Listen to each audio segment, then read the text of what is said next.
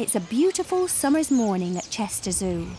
But down at the giraffe house, there's a sombre mood. 2 years ago, head keeper Tim Rowlands hand-reared Rafters, a youngster rejected by his mother. But for the last 6 months, Rafters has been ill with an extremely rare disease that damaged his skin and deformed his hooves, making it painful for him to walk. Veterinary experts couldn't find a treatment that worked. Twice, midday, his legs buckled. Twice he went down. When his health started to decline, Tim knew that difficult choices might be needed. If he's suffering and we can't get him right, then we will make the decision to put him down. Now, Rafters' condition has worsened overnight. Tim and curator Mike Jordan know they can't allow the young giraffe to suffer, and that leaves only one option. For 5, nearly 6 months now, we've been working with a whole series of treatments with Rafters and trying to diagnose his problem. And now that we know it really is incurable, and he's really, to put it bluntly, allergic to his own skin, then there's really nothing more we can do for him now, which is why we have to make the decision that we will put him down. It's going to be a tough day for Tim. His first job is to let out the rest of the herd and keep Rafters inside. I was in 6:30 this morning and he wasn't happy, so I called the vet at home and they came in and just made the decision to do him there and then. The team didn't know, so it was a little bit of a shock to them this morning, but he comes first. It's easier for me than the people who work with the animals every day, and that's in a way why the decision does rest with me, because if you've bottle fed him, all through the night and you're working with him 24/7, then it's really difficult. So at least for me, I'm just that fraction more detached. It's a sad day, but really we just can do no more. We've tried everything to try and improve his quality of life. Zoo vet Steve Unwin will administer the sedatives and the drugs to put Rafters to sleep. Animals in general try not to show pain, especially when they're prey animals, because pain or injury means to a predator that they're going to be slower and an easier catch. So they try very hard to mask that. So to be able to see that an animal is obviously in pain means something quite serious is going on. We occasionally have to put animals down. I mean, there's 220, 230 animals just on this section, so if you're breeding, you're going to have some animals that don't rear their own youngsters. We have a very good success rate at Chester Zoo and on this section. So anything you lose hurts. We won't let him suffer. And that's the thought that helps Tim cope with losing Rafters.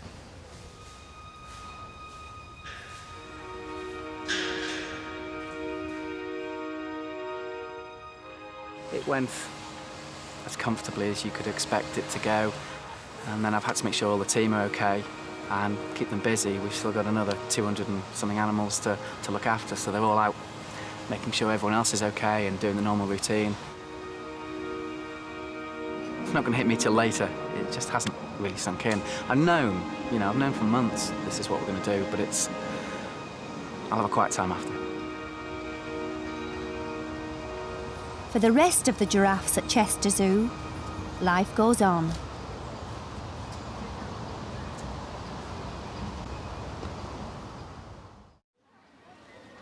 Over on Chimp Island, Chester Zoo's chimps are lazing about, oblivious to the treat in store. In the chimp kitchen, specialist keeper Neil Ormrod is cooking up a culinary storm with a bizarre mix of ingredients. He's preparing to replicate the activity the chimps would get if they lived in a natural habitat. In the wild, they'll often fish for termites. They'll find the termite mound, shove the sticks down the hole, and termites stay on the stick, and then they lick the termites off. So we've drilled holes in the back wall, and then we can put stuff in any time of day, 2-3 times a day if we want. Usually put 2 or 3 different things in. Today they've got porridge oats, honey and mixed up with orange squash. Getting the consistency's the art really, and often the more revolting the mixture, the more they like it. Don't know if Jamie Oliver would want to do it, but we'll use honey, sometimes a bit of jam, tomato puree, or any combination of those lot put together. Neil risks trying the concoction. Orange porridge. It's nice. A few hundred yards away, student Kate Bryce is selecting the sticks the chimps will be given to forage for their treat. They like the leaves, so they'll strip all the leaves off and then they'll use the sticks to dip into the holes. This is the monkey's plantation, but everybody else in the zoo uses it. It's just willow that's grown here, and they use it for browse for the giraffes and for the monkeys. The next lot's going to be tomato puree, some beef extract here, with a little bit of honey. So a sweet and sour all together. The chimps really do like it, surprisingly enough. We don't give them meat as such. In the wild, they will hunt, usually colobus monkeys. For a treat, occasionally they'll get locusts, but this beef extract is the closest we actually give them to meat. Imagine that on a stick. Lovely. Yeah, I wouldn't try this one, just simply for the fact I don't like tomatoes, so that's them all done. Outside, Kate's back with the sticks. The chimps are keen to grab them because they know what's about to happen. But this is an opportunity for Kate too. It's also another way of observing if there's any injuries or illnesses. But it's quite dangerous as well because they tend to throw things at you if you're not careful. I haven't been hit yet, so touch wood. With the starters and the main course cooked and ladled into little pots, Neil turns from chef to waiter. And his customers can't wait for their gourmet meal. These just screw onto the side like this. And then the sticks they've just been given, they'll strip all the leaves off and then they shove them through the holes. What they'll do in the wild, they'll find a termite hill, get a stick, a piece of grass or something like that, find a hole in the termite hill, shove the stick or a bit of grass in, the termites will attack the stick or the piece of grass, and the chimp will very carefully pull it out and lick all the termites off. Doing it this way, it's a lot easier for them because the tomato puree doesn't tend to crawl around and fall off, so it's the easy option for them, really. Put the stick in. All the sticks coming through, chimps are a bit impatient. They don't know which ones have got the caps on yet, so they're just trying until they find one which has got the end screwed on. It's going to take you a long time just shoving a stick through and eating all that. So it helps keeps them occupied. You know, it stops boredom. It's giving them a treat, but it's something they've got to work quite hard at. Clearly, the chimps think Neil's cooking is worth the effort. At Chester Zoo's lion enclosure, a soccer is unaware of the dilemma facing resident vet James Chatterton and head keeper Alan Woodward. As soon as they get nearer, she just stands up and walks. Yesterday, female Asiatic lion Asha gave birth to 2 cubs. But the celebrations were short-lived. We're a bit concerned about the cubs. One looks very weak and she keeps carrying the other one around it in its mouth, so we're just waiting for the vet now to come have a look at them. The team removed the weaker cub from the den for life-saving treatment and then returned him in the hope he would begin suckling from his mother. It's certainly going to be a worry of a few hours, you know.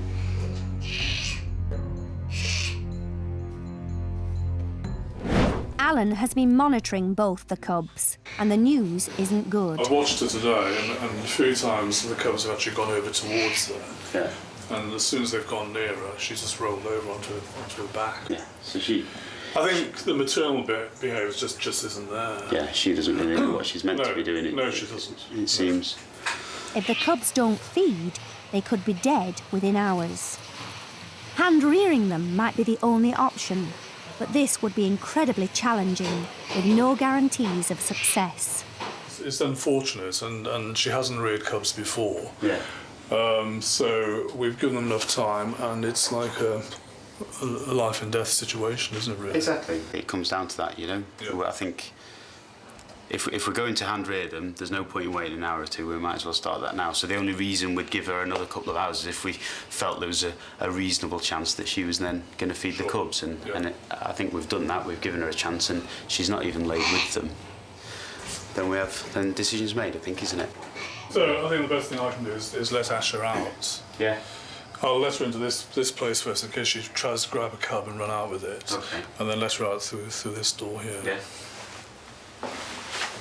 If we leave them in there, I think they're going to die, you know? So we need to take them out, hand rear them, and try and make sure that doesn't happen. It's better if we're going to hand rear them that there's at least two of them. So hopefully if we can keep the two of them alive, they grow up knowing what each other are and knowing what lions are. So I suppose that's at least a positive. Yeah.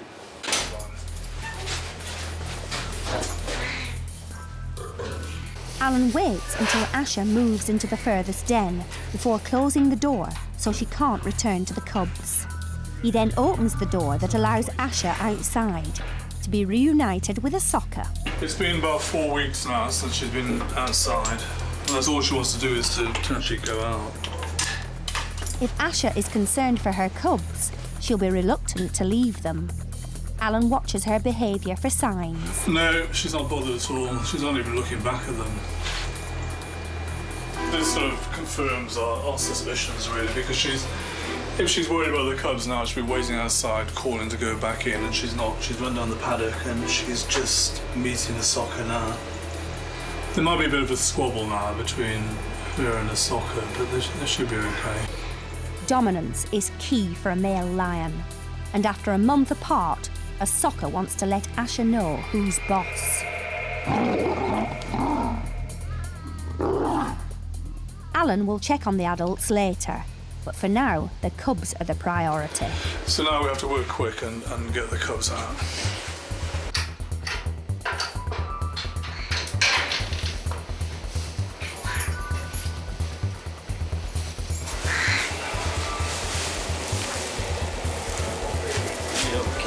It's quite cold again. This is the point of no return. The cubs' lives now depend on the experience and skill of Alan, James, and the rest of the keepers at Chester. This is what nutrition is for. Do you want to weigh that one? It's the first time the team have seen the second cub close up. It appears slightly larger than its brother. This one's 1.2 kilos. It's very quiet, isn't it, really, that? There's another boy. Feels like it's not as bad as. No, it just feels very light though, doesn't it, really? Again, this is called skin tenting. So when you pinch the skin, it should spring back like this. And when it stands up like this, it's one of the signs of dehydration. So although we're a bit better than the other cub, we're still not normal, you know.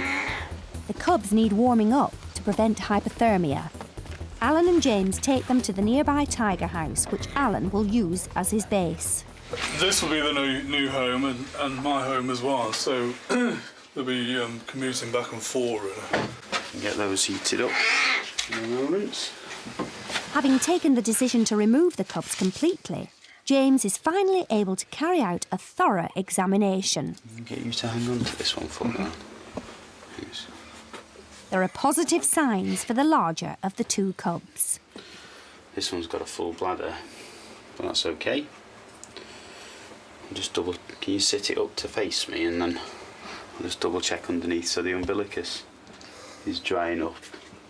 Slightly better state, but still dehydrated. It's this little weak one that I'm more concerned about. I know, it's a shame. I've heated up those hot water bottles, so they're underneath them now. I think the best thing we can do is try and get some some of the rehydration stuff in, and obviously we want to make that lukewarm as well. You can feel the difference in condition. This one's 1.2 kilos and this one's 0.8 kilos. So there's like a 50% weight difference between them. So although this one isn't completely healthy, I'm a lot happier about its condition. The weaker one is very thin, very weak and wobbly. Alan tries the weaker cub on a baby bottle filled with rehydration fluid, and he seems to respond. He's starting to suck on this teat a bit now. It's quite good. Quite a long time ago, I hand-reared African lions, and then before that I've done leopards. Really, all the experience I've learnt over the years, I'm actually pulling on now to try and get these cubs to survive. The cubs now are the priority, really. This is looking very promising, actually. Even though he's the weaker one, he's got a good suck response, and look, he's just starting to suck now. Right, I think that one's had enough of that. I'll get number 2 out. There we go. This is the stronger of the two. He's fighting quite a bit at the moment, but he'll be fine. You see, he's sucking quite well. That's brilliant. That's a brilliant sort of reflex action, really. And you just see just how thirsty they are. So I'm confident we made the right decision. And if we hadn't acted, if we'd left it any later, I think they both would have been dead, definitely. We're just going to put them back in there now to have a bit of a rest. There you are. If the cubs are to have any chance of survival, they will need round-the-clock care. It's a huge undertaking. Just because we've removed them doesn't mean they're now definitely going to survive. We've still got 2 very poorly, very weak cubs. So I guess the next 24 hours are going to be crucial, really. So yeah, it's going to be a little bit of, it's going to be a worrying time for the next day or 2. Yeah.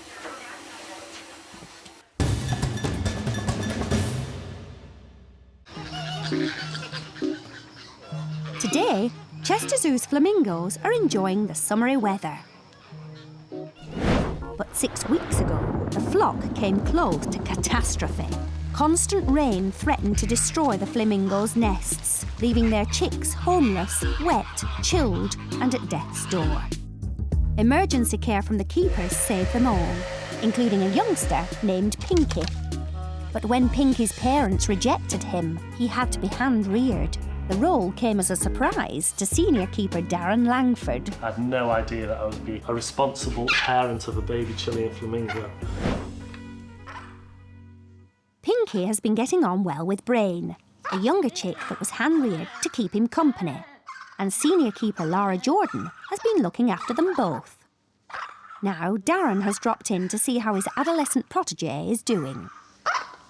Gosh, look at the size of him compared to what he was when he was that little white fluffy ball.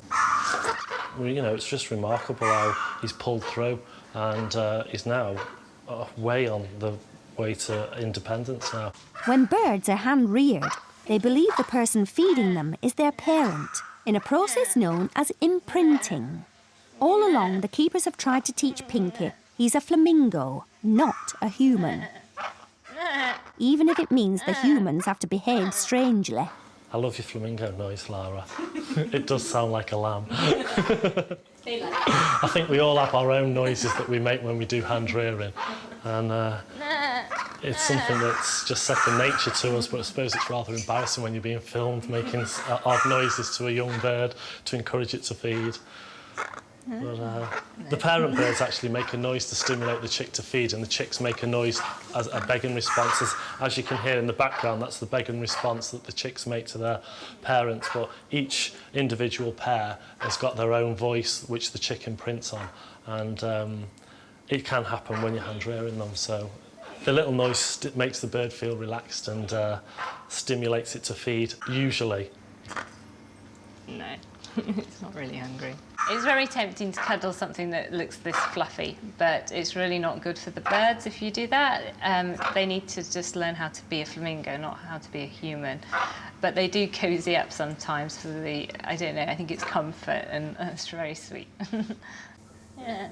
The The next step will be for Pinky to rejoin the flock out on Flamingo Island. But for now, the keepers are relieved and delighted by his progress. I think any success story that we have here in breeding, you know, any of our animals makes the job worthwhile. That's basically what we're here for. We're trying to conserve rare and endangered animals in captivity.